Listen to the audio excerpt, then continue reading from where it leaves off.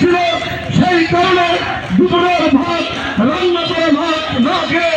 ভারতের উদ্দেশ্যে বন্ধুরা আমার আজকে আমাদের সেই দিকে লক্ষ্য রেখে আমাদেরকে যারা নেতৃত্ব দিই শুরু করে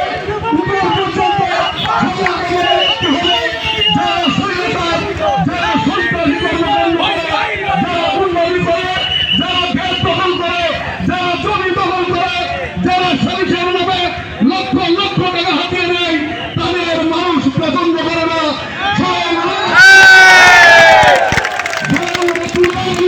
তাদের পছন্দ করে না।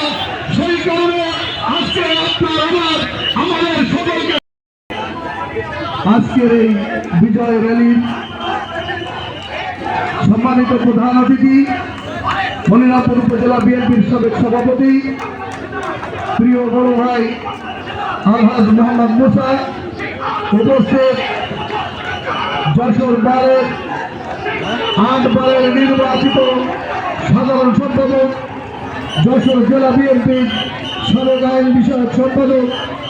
আমাদের অত্যন্ত প্রিয় মানুষ অ্যাডভোকেট এম এ গফুর,